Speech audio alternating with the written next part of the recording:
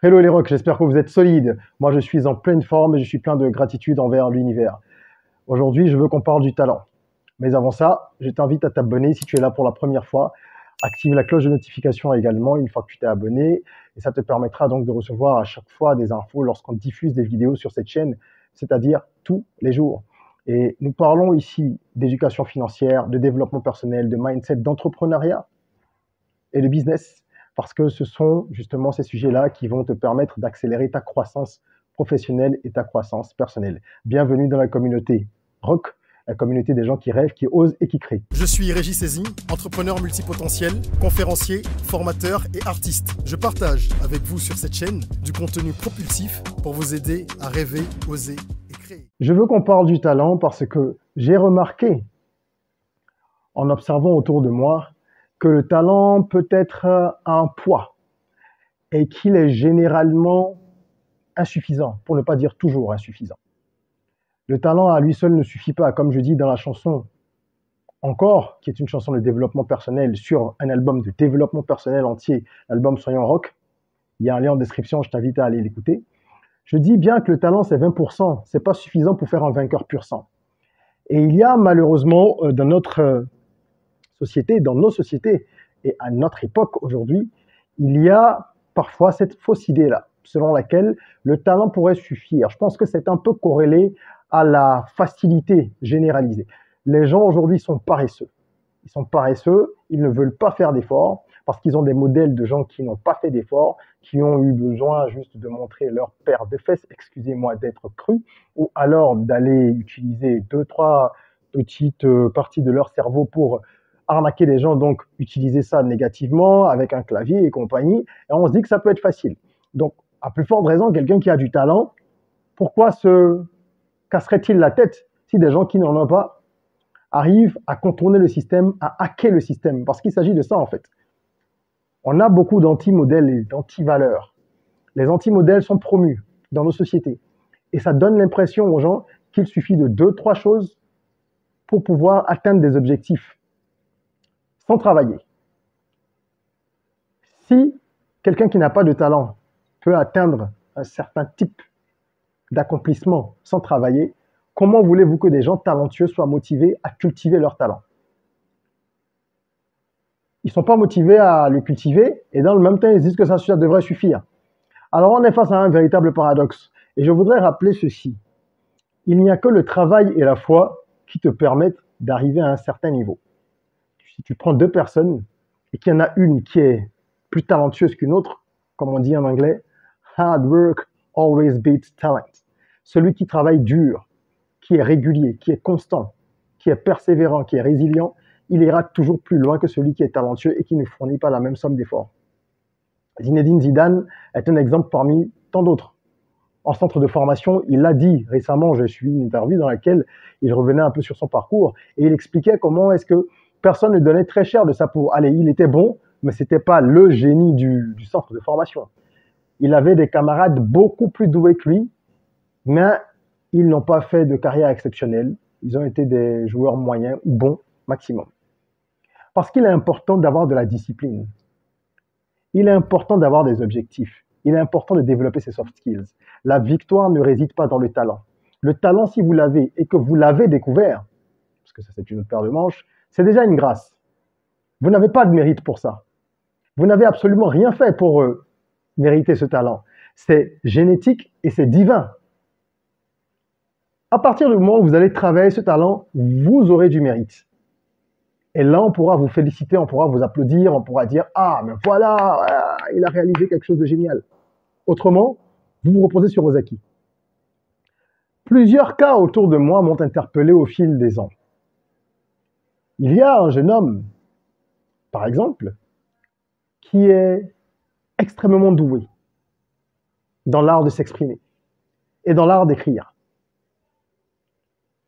Mais qui malheureusement, partout où il passe, dans toutes les sociétés où il passe, où son talent est reconnu, parce que c'est quelque chose qui a de notoriété publique, ne parvient pas à progresser. Même lorsque les patrons se prennent d'affection pour lui, parce qu'il est attachant, lui ouvrent leurs portes, c'est-à-dire même dans la vie personnelle, et sont prêts à le coacher pour l'aider à changer. Parce que bien souvent, ceux qui le côtoient comprennent qu'il a un problème, il a un vice ou des vices qui le dépassent, qui prennent en fait le pas sur lui. L'alcool, les femmes notamment. Ce jeune homme est vraiment un des plus brillants de sa génération. Et je ne parle pas à un niveau national, je parle à un niveau international. Je pense avoir rencontré, et j'ai l'opportunité de continuer à rencontrer, de nombreuses personnes talentueuses. À travers mon travail d'ailleurs, je rencontre beaucoup de gens que j'accompagne, que ce soit en coaching, en consulting, en formation et dans mes conférences. Bref, je rencontre beaucoup de gens et beaucoup de gens talentueux. Et j'ai de la peine pour ce jeune homme parce qu'à chaque fois que je pense à lui, j'ai le cœur déchiré. J'ai tenté à ma façon également d'essayer de le recadrer. Au bout de quelques temps, j'ai compris que je n'y parviendrais pas et que ça créait plus de problèmes que ça ne pouvait en résoudre. Donc finalement, je me suis retiré et j'ai vu d'autres personnes essayer. J'ai vu également des gens tenter de le ramener sur un chemin moins chaotique et subir ses foudres parce qu'il n'est pas prêt à changer. C'est ce qu'on appelle the gift and the curse, la bénédiction et la malédiction. Chaque bénédiction a ses contradictions, toujours. Et il est important que vous puissiez savoir quels sont vos points faibles pour essayer de modérer cela. Cet exemple que je donne, c'est un exemple parmi tant d'autres. Lorsqu'on parle des artisans, par exemple, soit ou un menuisier, un couturier, peu importe, qui sont jamais dans les temps, qui respectent pas les délais, qui sont inconstants, etc.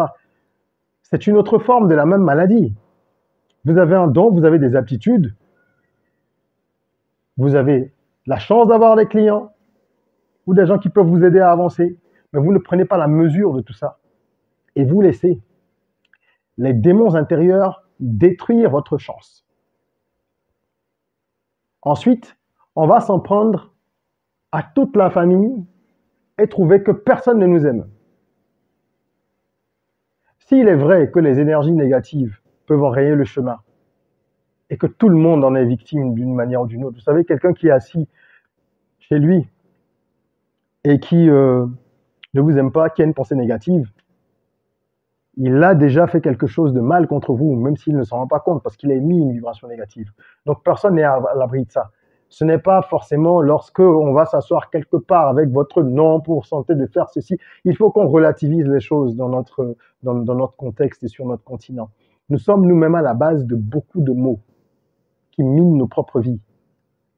Nous ne faisons pas assez d'introspection, parce que ton pire ennemi n'est pas un étranger en réalité. Pour changer le monde, commence déjà par te changer. Donc je tenais à faire cette vidéo aujourd'hui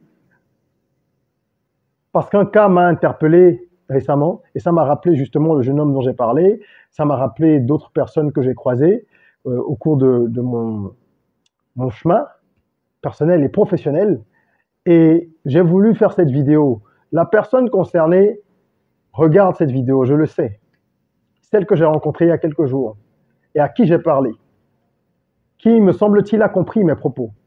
Et j'espère qu'ils vont rentrer encore plus profondément en elle avec cette vidéo. Et ça me permet d'interpeller chacun. Votre talent est insuffisant. Je ne voudrais pas dire qu'il est insignifiant, ce sera insultant. Mais croyez-moi, il est insuffisant. Des gens talentueux, il y en a plein les rues et les quartiers. Rentrez dans n'importe quelle rue, dans n'importe quel village, dans n'importe quelle ville, dans n'importe quel hameau même.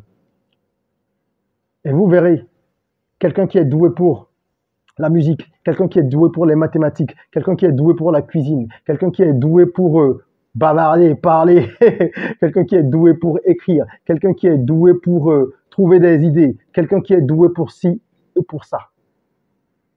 Le monde est bourré de talents. Chacun de nous, en fait, a des potentialités illimitées. Et nous ne découvrons qu'une petite partie, en sachant qu'il y en a plein qui ne découvrent même pas leurs talents. Donc, qu'est-ce qui va faire la différence entre les autres et vous? Ce n'est certainement pas le talent. Il y a des gens plus talentueux que Michael Jordan. Il y en a plein, mais qui n'atteindront jamais son niveau. Il y a des gens bien plus doués que Mark Zuckerberg, mais qui n'atteindront jamais son niveau. Et c'est pareil dans tous les secteurs, dans tous les domaines d'activité. Cher Rock, Prenez-vous en main, appliquez-vous à avoir une discipline, mais de faire, à être dur avec vous-même, à vous fixer des objectifs élevés et prenez la résolution d'aller décrocher les étoiles. Pas d'attendre que votre talent le fasse. Développez une vraie passion pour quelque chose. Mettez votre talent au service justement de cette chose-là. Mettez votre foi, votre énergie et avancez. C'était mon message du jour. J'espère qu'il touchera un certain nombre d'entre vous et qu'il réveillera beaucoup qui pensent qu'il suffit d'être là avec 2-3 atouts et que voilà, ça se fait. Parce que tout ce que l'on bâtit sur des fondations qui sont fragiles, même si vous parvenez à réaliser un certain nombre de choses sans trop de difficultés, sachez que les fondations étant fragiles, à tout moment, eh bien, le château de cartes peut s'écrouler. Il vaut mieux bâtir des fondations solides dans la douleur, dans la difficulté, et être certain que ça va résister. Ça va durer dans le temps. Comme ça, même quand il y a des séismes, ou que les plaques tectoniques se mettent à danser, on peut être ébranlé, mais on n'est jamais anéanti complètement, parce qu'on a des fondations solides. Merci d'avoir suivi cette vidéo. C'est important qu'on travaille notre mindset. Mettez-nous un petit like, ça nous encourage, abonnez-vous, et puis partagez cette vidéo. Ça pourra toujours être utile autour de vous, j'en suis certain. N'oubliez pas également d'aller découvrir l'univers rock. Dans la barre de description, j'ai mis un certain nombre de liens vers notre plateforme de e-learning où vous pouvez vous former à différentes thématiques, sur différents sujets et suivre vos formations depuis votre téléphone portable ou votre ordinateur, d'accord? Il y a la plateforme de e-learning, il y a les livres, il y a l'album de développement personnel Soyons Rock, il y a un certain nombre d'éléments qui vous permettent d'avancer, d'accélérer votre croissance. Merci encore une fois et en attendant qu'on se retrouve, n'oubliez pas, prenez soin de vous, de votre corps, mais aussi et surtout de votre esprit, de votre mental. Rêvons, osons, créons, soyons rock.